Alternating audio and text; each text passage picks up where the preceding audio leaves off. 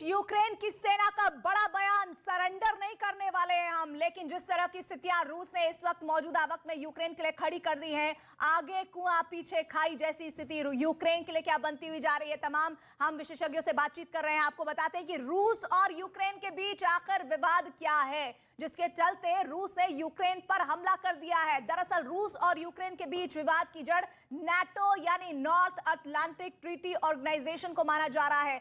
दरअसल Ukraine NATO में शामिल होना चाहता है, लेकिन रूस और यूक्रेन के बीच विवाद की जो जड़ है वो नाटो को माना जा रहा है, जिसकी जानकारी मैंने अभी आपको दी। और उसके बाद आखिर वो वजह क्या है सिलसिलेवार तरीके से, वो मैं आपको बता देती हूं। रूस और यूक्रेन के बीच नाटो किस तरह से इस मौजूदा वक्त में मुश्किल का सबब बना हुआ है।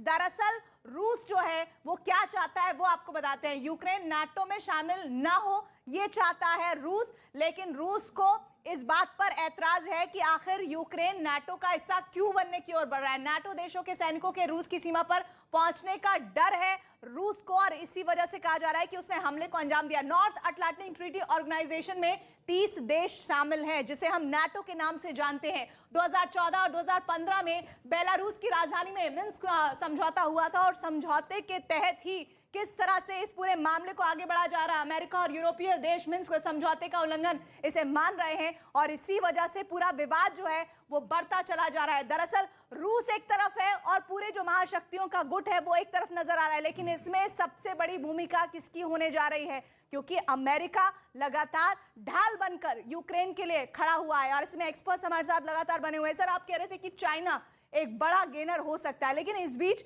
आखिर ये दो महाशक्तियां ऐसा चाहेंगी ही क्यों? एक बार फिर से मैप के जरिए समझाते हैं। रूस ने यूक्रेन पर हमला किया है, सबसे पहले टारगेट किया गया कीव को, उसके बाद खार्किव को, जहां से अभी हमारे साथ एनी गर्ग जुड़ी थी, बतानी थी बहुत पैनिक है लोगों की लोग बिल्कुल भी सड़कों पर नहीं आ रहे। ओडेशा, यहां पर भी इस हिस्से को भी टारगेट किया है रूस के जरिए। इसके अलावा डोनेस्क, ये वो हिस्सा जिसमें लगातार रूस ये कह रहा है कि वो हिस्सा है जहां पर हमने अलगाववादियों का समर्थन किया, लेकिन हमने सिविलियंस को टारगेट नहीं किया। लुहांस्क भी वो हिस्सा है जहां पर टारगेट किया है रूस ने, लेकिन इन हिस्सों को टारगेट करना रूस का एक क्या मैसेज है? ये वॉर का ओपनिंग शॉट कहते हैं, जो लड़ाई शुरू की है, और रूस ने जानबूझकर जो बैलिस्टिक मिसाइल्स से इन जगहों पे हमला किया है।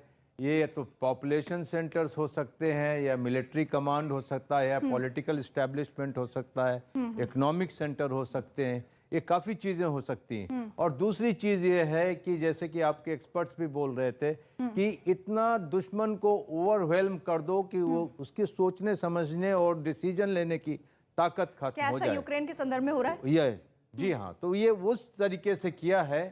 और जब उसके साथ इसके बाद में अभी जो आप देख रही हैं कि लैंड से भी हमला हो रहा है, कुछ खबरें आ रही हैं कि ब्लैक सी से कुछ ट्रुप्स भी उतर रहे हैं। हाँ। तो ये सारी चीजें अब धीरे धीरे सर, मैं आपके साथ और डिटेल में इस पर बात करूंगी, लेकिन लगातार बड़ी कवरेज आप न्यूज़ 18 इंडिया पर देख रहे हैं। यूक्रेन के नाटो सदस्य न बनने को लेकर रूस ने एक बड़ा अटैक करने की कोशिश की है, और जिन हिस्सों को टारगेट किया वो लगातार हम आपको दिखा रहे हैं। तमाम जानकारियां सबसे पहले आप देखेंगे न्यूज़ 18 इंडिया पर, बड़ी कवरेज।